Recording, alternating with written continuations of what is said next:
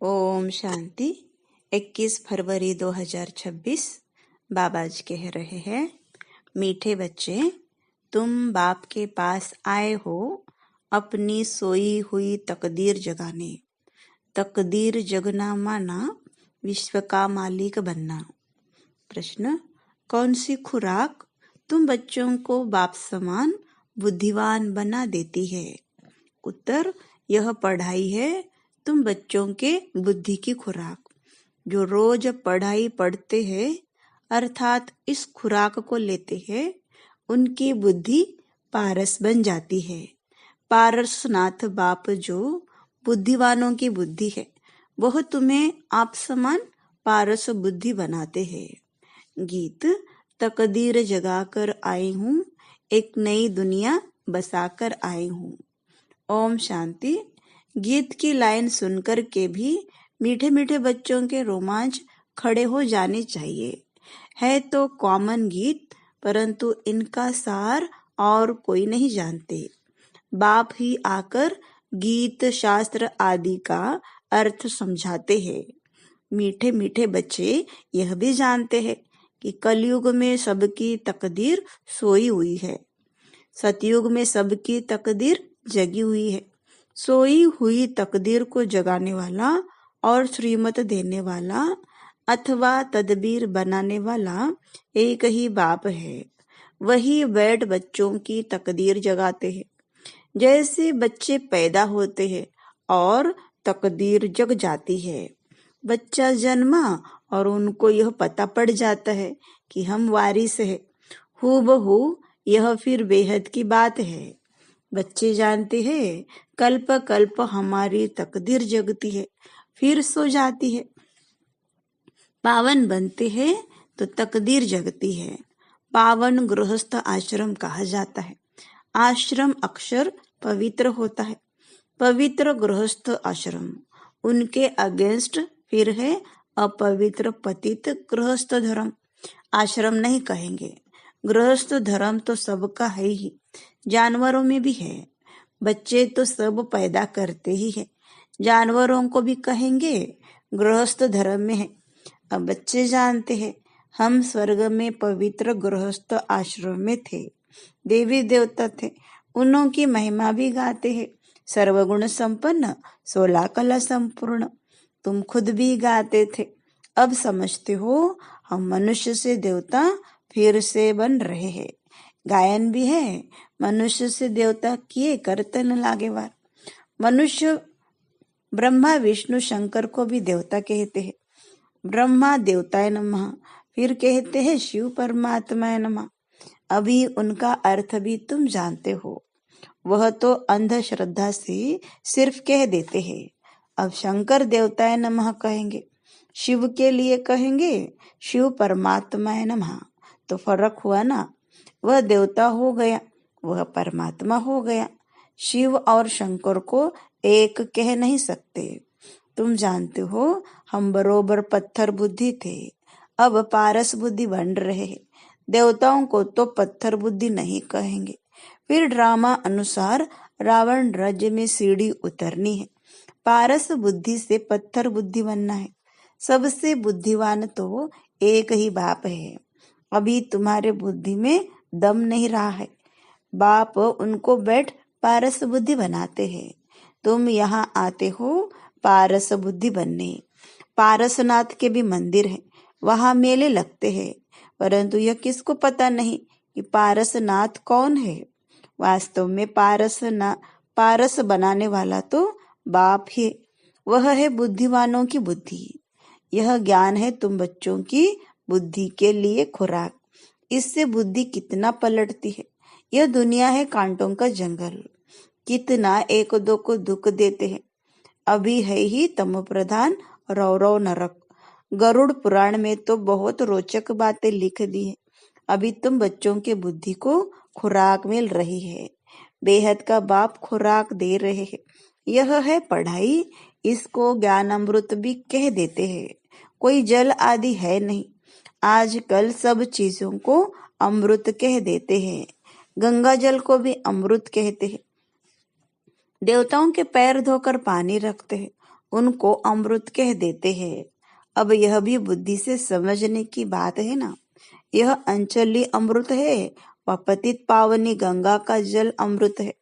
अंचली जो देते हैं वह ऐसे नहीं कहते यह पतितों को पावन बनाने वाला है। गंगा जल के लिए कहते हैं पतित पावनी है। कहते भी है मनुष्य मरे तो गंगा जल मुख में हो। दिखाते हैं अर्जुन ने बाण मारा फिर अमृत जल पिलाया। तुम बच्चों ने कोई बाण आदि नहीं चलाए हैं। एक गांव है जहां बाणों से लड़ते हैं। वहां के राजा को ईश्वर का अवतार कहते हैं। अब ईश्वर का अवतार तो कोई हो नहीं सकता। वास्तव में सच्चा सच्चा सतगुरु तो एक ही है, जो सर्व का सद्गति दाता है, जो सभी आत्माओं को साथ ले जाते हैं। बाप के सिवाय वापिस कोई भी ले जा नहीं सकता। ब्रह्म में लीन हो जाने की भी बात नहीं है। यह नाटक बना हुआ है। सृष्टि का चक्र अनादि फिरता ही रहता है। वर्ल्ड की हिस्ट्री ज्योग्राफी कैसे रिपीट होती है यह अभी तुम जानते हो और कोई नहीं जानता।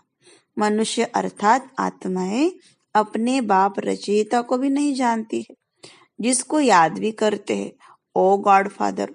हद के बाप को कभी गॉड फादर नहीं कहेंगे।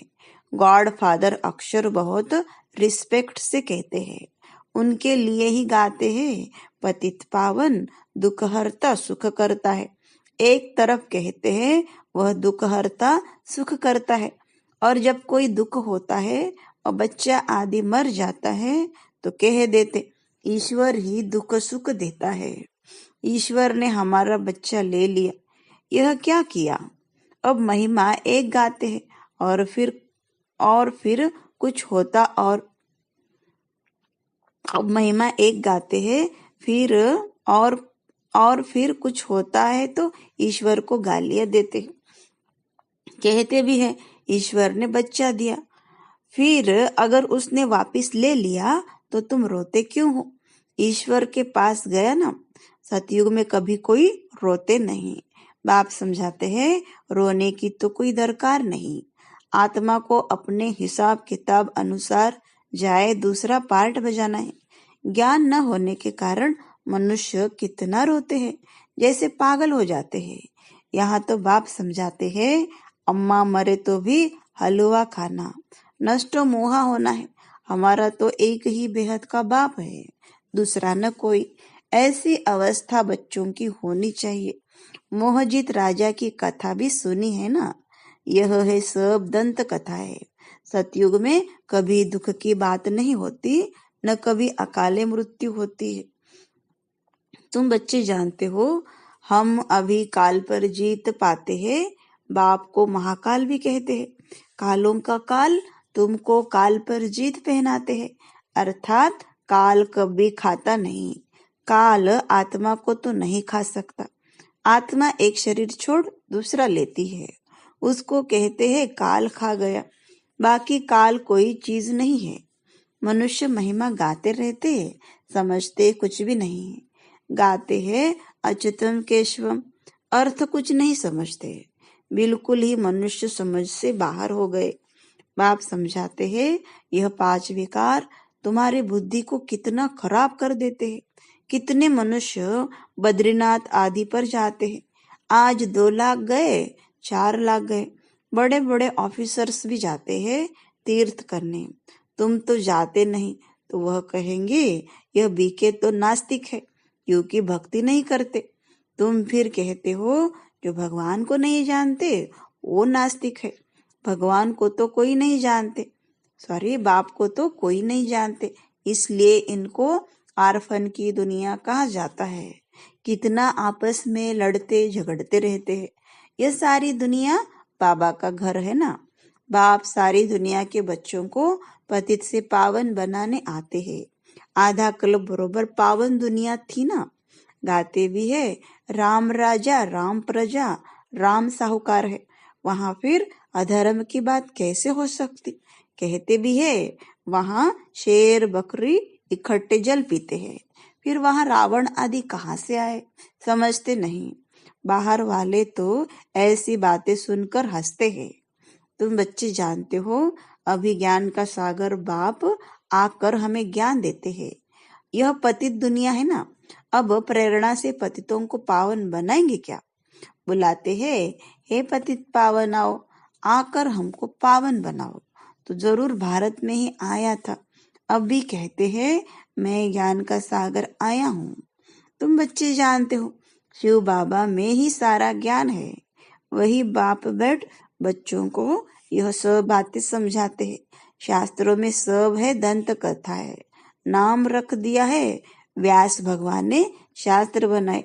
अब वह व्यास था भक्ति मार्ग का। यह है व्यास देव, उनके बच्चे तुम सुखदेव हो। अब तुम सुख के देवता बनते हो। सुख का वर्षा ले रहे हो व्यास से, शिवाचार्य से। व्यास के बच्चे तुम हो, परंतु मनुष्य मूंझ न जाए इसलिए कहा जाता है शिव के बच्चे। उनका असुल नाम है ही शिव। तो अब बाप कहते हैं, किसी देहधारी को मत देखो, जबकि शिव बाबा सम्मुख बैठे हैं। आत्मा को जाना जाता है, परमात्मा को भी जाना जाता है। वह परमपिता परमात्मा शिव, वही आकर पतित से पावन बनने का रास्ता बताते हैं। कहते हैं, मैं तुम आत्माओं का बाप हूँ। आत्मा को रियलाइज किया जाता है, देखा नहीं जाता है। बाप पूछते हैं, अब तुमने अपनी आत्मा को रियलाइज किया? इतनी छोटी आत्मा में अविनाशी पार्ट नोंधा हुआ है, जैसे एक रिकॉर्ड है। तुम जानते हो, हम आत्मा ही शरीर धारण करती है। पहले तुम देह अभिमानी थे, अब देही अभिमानी हो। तुम जानते हो, हम आत्मा 84 जन्म लेती है, उनका एंड अंत नहीं होता। कोई पूछते हैं, यह ड्रामा कब से शुरू हुआ? परंतु यह तो अनादि है, कभी विनाश नहीं होता। इनको कहा जाता है बना बनाया अविनाशी वर्ल्ड ड्रामा। तो बाप बैठ बच्चों को समझाते हैं, जैसे अनपढ़ बच्चों को पढ़ाई दी जाती है। आत्मा ही शरीर में रहती है। यह है पत्थर बुद्धि के लिए फूड, भोजन। बुद्धि को समझ मिलती है। तुम बच्चों के लिए बाबा ने चित्र बनवाए हैं, बहुत सहज है। यह है त्रिमूर्ति ब्रह्मा विष्णु शंकर। अब ब्रह्मा को भी त्रिमूर्ति क्यों कहते हैं? देव देव महादेव एक दो के ऊपर रखते हैं, अर्थ कुछ भी नहीं जानते। अब ब्रह्मा देवता कैसे हो सकता? प्रजापिता ब्रह्मा तो यहाँ होना चाहिए। यह बातें कोई शास्त्रों में नहीं है। बाप कहते हैं, मैं इस शरीर में प्रवेश कर इन द्वारा तुमको समझाता हूँ, इनको अपना बनाता हूँ, इनके बहुत जन्मों के अंत में आता हूँ। यह भी 5 विकारों का संन्यास करते हैं। संन्यास करने वाले को योगी ऋषि कहा जाता है। अभी तुम राज ऋषि बने हो। 5 विकारों का संन्यास तुमने किया है तो नाम बदलता है। तुम तो राजयोगी बनते हो, तुम प्रतिज्ञा करते हो। वह सन्यासी लोग तो घर बार छोड़ चले जाते हैं। यहाँ तो स्त्री पुरुष इकट्ठे रहते हैं, प्रतिज्ञा करते हैं, हम विकार में कभी नहीं जाएंगे। मूल बात है ही विकार की। तुम बच्चे जानते हो, शिव बाबा रचयिता है, वह नई रचना रचते हैं। वह बीज रूप सतचित आनंद का सागर, ज्ञान का सागर है। स्थापना विनाश पालना कैसे करते हैं ये बाप जानते हैं, मनुष्य नहीं जानते। फट से कह देते, तुम बीके तो दुनिया का विनाश करेगी। अच्छा, तुम्हारे मुख में गुलाब, कहते हैं यह तो विनाश के लिए निमित्त बनी है। न शास्त्रों को, न भक्ति को, न गुरुओं को मानती है, सिर्फ अपने दादा को मानती है। लेकिन बाप तो खुद कहते हैं, यह पतित शरीर है, मैंने इनमें प्रवेश किया है। पतित दुनिया में तो कोई पावन होता नहीं। मनुष्य तो जो सुनी सुनाई बातें सुनते हैं वो बोल देते हैं। ऐसी सुनी सुनाई बातों से तो भारत दुर्गति को पाया है। तब बाप आकर सच सुनाए, सबकी सदगति करते हैं। अच्छा, मीठे मीठे सिकलते बच्चों प्रति माता पिता बाप दादा का याद प्यार और गुड मॉर्निंग। रूहानी बाप की रूहानी बच्चों को नमस्ते। हम रूहानी बच्चों की रूहानी बाप दादा को याद प्यार, गुड मॉर्निंग और नमस्ते। धारणा के लिए मुख्य सार, पहली पॉइंट, बाप से सुख का वर्षा लेकर सुख का देवता बनना है, सबको सुख देना है। राज ऋषि बनने के लिए सर्व विकारों का संन्यास करना है। दूसरी पॉइंट, पढ़ाई ही सच्ची खुराक है।